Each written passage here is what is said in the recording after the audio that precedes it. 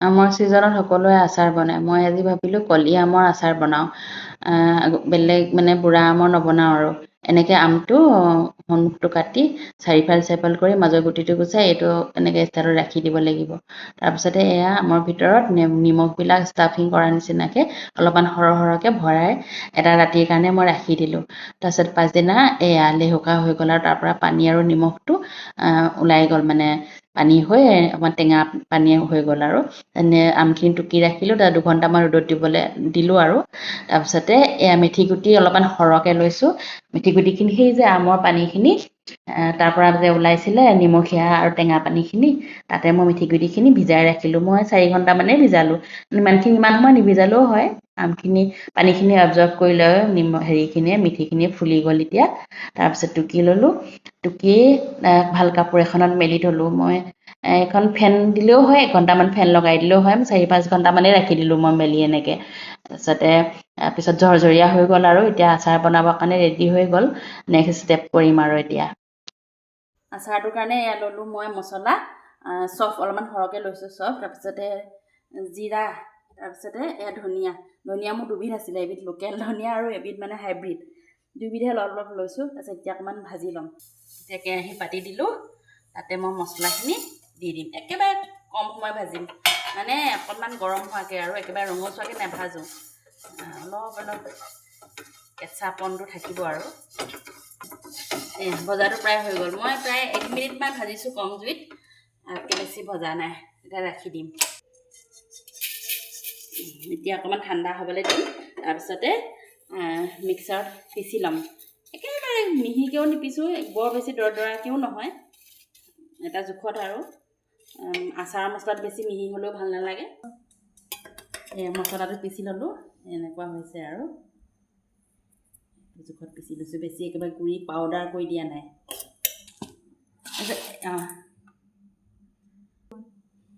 এইখিনি মিঠিখিনি সেইদিনা যে মই এই আমখিনি দেখাই দিয়ে, আমখিনি যিখিনি মানে নিমখ দি ৰাখিছিলোঁ, নিমখ পানীটো ওলাই গৈছিলে, তাতে তিয়াই ৰখা মিঠিখিনি এইখিনি।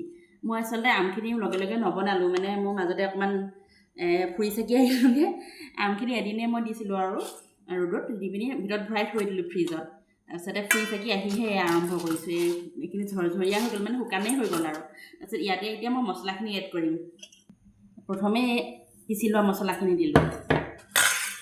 ৰেড চিলি পাউডাৰ, অকণমান হিং, অকণমান নিমখ, 1 চামুচমান হালধি, 1 চামুচমান ভিনেগাৰ।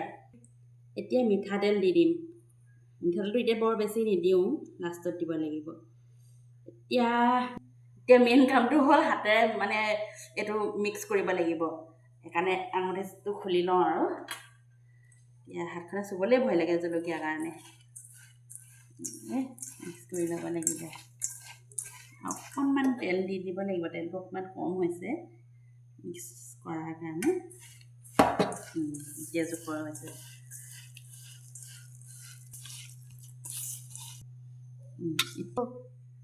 এই আমটো ফাকত মানে ভিতৰত এনেকৈ মছলাটো ভৰাই দিম।